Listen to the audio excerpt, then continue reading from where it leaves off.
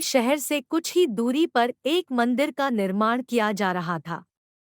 मंदिर में लकड़ी का काम बहुत था, इसलिए लकड़ी चीरने वाले बहुत से मजदूर काम पर लगे हुए थे।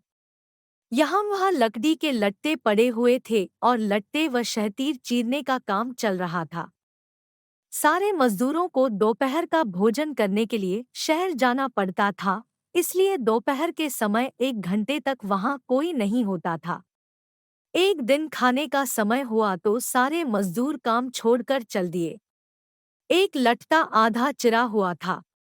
आधे चिरे लट्टे में मजदूर लकड़ी का कीला फंसाकर चले गए। ऐसा करने से दोबारा आरी घुसाने में आसानी रहती है। तभी वहां बंदरों का एक दल उछलता कूदता आया। उनमें एक शरारती बंदर भी था, जो बिना मतलब चीजों से छेड़छाड़ करता रहता था। बंदरों के सरदार ने सबको वहां पड़ी चीजों से छेड़छाड़ न करने का आदेश दिया। सारे बंदर पेड़ों की ओर चल दिए, पर वह शैतान बंदर सबकी नजर बचाकर पीछे रह गया और लगा अडंगेबाजी करने। उसकी नजर अधचिरे लट्टे पर पड़ी। बस वह उसी पर पिल पड़ा और बीच में अड़ाए गए कीले को देखने लगा। फिर उसने पास पड़ी आरी को देखा। उसे उठाकर लकड़ी पर रगड़ने लगा। उससे किर्रर किर्रर की आवाज निकलने लगी तो उसने गुस्से से आरी पटक दी। उन बंदरों की भाषा में किर्रर किर्रर का अर्थ निखट्टू था। वह दोबारा लट्टे के बीच फंसे कीले को देखने लगा। उसके दिमाग में कौतूहल होने लगा कि इस कीले को लट्टे के बीच में से निकाल दिया जाए तो क्या होगा। अब वह कीले को पकड़कर उसे बाहर निकालने के लिए जोर आजमाइश करने लगा। लट्टे के बीच फंसाया गया कीला तो दो पाटों के बीच बहुत मजबूती से जकड़ा गया होता है। क्योंकि लट्टे के दो पार्ट बहुत मजबूत स्प्रिंग वाले क्लिप की तरह उसे दबाए रहते हैं। बंदर खूब जोर लगाकर उसे हिलाने की कोशिश करने लगा। कीला जोर लगाने पर हिलने व खिसकने लगा तो बंदर अपनी शक्ति पर खुश हो गया। वह और जोर से खौं खौं करता कीला सरकाने लगा। इस धींगामुष्टि के बीच बंदर की पूंछ दो पाटों के बीच आ गई थी, जिसका उसे पता ही नहीं लगा। उसने उत्साहित होकर एक जोरदार झटका मारा और जैसे ही कीला बाहर खिंचा, लट्टे के दो चिरे भाग फटाक से क्लिप की तरह जुड़ गए और बीच में फंस गई बंदर की पूंछ। बंदर चिल्ला उठा। तभी मजदूर वहां लौटे। उन्हें देखते ही बंदर ने भागने के लिए जोर लगाया तो उसकी पूंछ टूट गई। वह चीखता हुआ टूटी पूंछ लेकर भागा। इस कहानी का नैतिक है कि बिना मतलब की चीजों से छेड़छाड़ न करें, वरना नुकसान हो सकता है। शरारती बंदर की तरह पंगे लेने से बचें, क्योंकि पंगे में पूंछ टूट सकती है।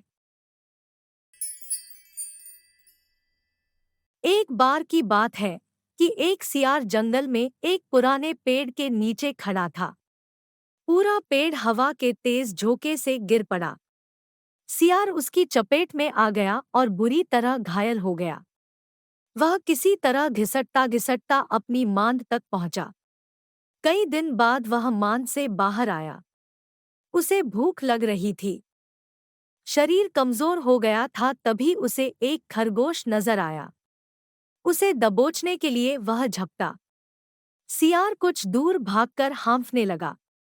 उसके शरीर में जान ही कहाँ रह गई थी। फिर उसने एक बटेर का पीछा करने की कोशिश की। यहाँ भी वह असफल रहा। हिरण का पीछा करने की तो उसकी हिम्मत भी न हुई।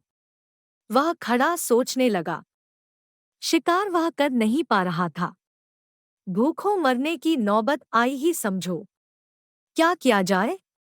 वह इधर उधर घूमने लगा, पर कहीं कोई मरा जानवर नहीं मिला। घूमता घूमता वह एक बस्ती में आ गया। उसने सोचा शायद कोई मुर्गी या उसका बच्चा हाथ लग जाए। सो वह इधर उधर गलियों में घूमने लगा। तभी कुत्ते भौं भौं करते उसके पीछे पड़ गए। सियार को जान बचाने के लिए भागना पड़ा। गलियों में घुसकर उनको छकाने की कोशिश करने लगा, पर कुत्ते तो कस्बे की गलीगली से परिचित थे। सियार के पीछे पड़े कुत्तों की टोली बढ़ती जा रही थी और सियार के कमजोर शरीर का बल समाप्त होता जा रहा था। सियार भागता हुआ रंगरेजों की बस्ती में आ पहुंचा था। वहां उसे एक घर के सामने एक बड़ा ड्रम नजर आया। वह जान बचाने के लिए उसी ड्रम में कूद पड़ा। ड्रम में रंगरेज ने कपड़े रंगने के लिए रंग घोल रखा था। कुत्तों का टोला भौंकता चला गया। सियार सांस रोककर रंग में डूबा रहा। वह केवल सांस लेने के लिए अपनी थूथनी बाहर निकालता। जब उसे पूरा यकीन हो गया कि अब कोई खतरा नहीं है, तो वह बाहर निकला। वह रंग में भीग चुका था। जंगल में पहुंचकर उसने देखा कि उसके शरीर का सारा रंग हरा हो गया है। उस ड्रम में रंगरेज ने हरा रंग घोल रखा था। वह रंग में भीग चुका था। जंगल में पहुंचकर उसने देखा कि उसके शरीर का सारा रंग हरा हो गया है। उस ड्रम में रंगरेज ने हरा रंग घोल रखा था। उसके हरे रंग को जो भी जंगली जीव देखता, वह भयभीत हो जाता। उनको खौफ से कांपते देखकर रंगे सियार के दुष्ट दिमाग में एक योजना आई। रंगे सियार ने डरकर भागते जीवों को आवाज दी, भाइयों भागो मत, मेरी बात सुनो। उसकी बात सुनकर सभी जानवर भागते जानवर ठिठके। नके ठिठकने का रंगे सियार ने फायदा उठाया और बोला, देखो देखो मेरा रंग। ऐसा रंग किसी जानवर का धरती पर है? नहीं ना। मतलब समझो। भगवान ने मुझे यह खास रंग तुम्हारे पास भेजा है। तुम सब जानवरों को बुला लाओ तो मैं भगवान का संदेश सुनाऊं। उसकी बातों का सब पर गहरा प्रभाव पड़ा। वे जाकर जंगल के दूसरे सभी जानवरों को बुलाकर लाए। जब सब आ गए तो रंगा सियार एक ऊंचे पत्थर पर चढ़कर बोला, वन्य प्राणियों, प्रजापति ब्रह्मा ने मुझे खुद अपने हाथों से इस अलौकिक रंग का प्राणी बनाकर कहा कि संसार में जानवरों का कोई शासक नहीं है। तुम्हें जाकर जानवरों का राजा बनकर उनका कल्याण करना है। तुम्हार नाम सम्राट ककुदुम होगा। तीनों लोकों के वन्य जीव तुम्हारी प्रजा होंगे। अब तुम लोग अनाथ नहीं रहे। मेरी छत्रछाया में निर्भय होकर रहो। सभी जानवर वैसे ही सियार के अजीब रंग से चकराए हुए थे। उसकी बातों ने तो जादू का काम किया। शेर, बाघ व चीते की भी ऊपर की सांस ऊपर और नीचे की सांस नीचे रह गई। उसकी बात काटने की किसी में हिम्मत न हुई। देखते ही देखते सारे जानवर उसके चरणों में लौटने लगे और एक स्वर में बोले, हे ब्रह्मा के दूत, प्राणियों में श्रेष्ठ ककुदुम, हम आपको अपना सम्राट स्वीकार करते हैं। भगवान की इच्छा का पालन करके हमें बड़ी प्रसन्नता होगी। एक बूढ़े हाथी ने कहा, है सम्राट, अब हमें बताइए कि हमार क्या कर्तव्य है। रंगा सियार सम्राट की तरह पंजा उठाकर बोला, तुम्हें अपने सम्राट की खूब सेवा और आदर करना चाहिए। उसे कोई तकलीफ नहीं होनी चाहिए। हमारे खाने पीने का शाही प्रबंध होना चाहिए। शेर ने सिर झुकाकर कहा, महाराज, ऐसा ही होगा। आपकी सेवा करके हमारा जीवन धन्य हो जाएगा। बस सम्राट ककुदुम बने रंगे सियार के शाही ठाठ हो गए। वह राजसी शान से रहने लगा। कई लोमड़ियां उसकी सेवा में लगी रहती, भालू पंखा झुलाता। सियार जिस जीव का मांस खाने की इच्छा जाहिर करता, उसकी बलि दी जाती। जब सियार घूमने निकलता तो हाथी आगे आगे सूंड उठाकर बिगुल की तरह चिंघाड़ता चलता। दो शेर उसके दोनों ओर कमांडो बॉडी गार्ड की तरह होते। रोज ककुदुम का दरबार भी लगता। रंगे सियार ने एक चालाकी यह कर दी थी कि सम्राट बनते ही सियारों को शाही आदेश जारी कर उस जंगल से भगा दिया था।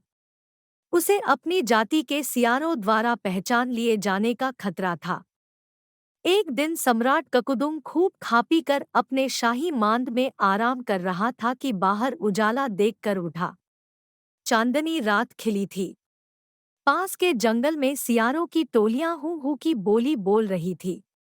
उस आवाज को सुनते ही ककुदुम अपना आपा खो बैठा। उसके अदम्य के जन्मजात स्वभाव ने जोर मारा और वह भी मुंह चांद की ओर उठाकर और सियारों के स्वर में मिलाकर हू हू करने लगा। शेर और बाघ ने उसे हू हू करते देख लिया। वे चौंके। बाघ बोला, अरे यह तो सियार है, हमें धोखा देकर सम्राट बना रहा, मारो नीच को। शेर और बाघ उसकी ओर लपके और देखते ही देखते उसका तिया पांचा कर डाला।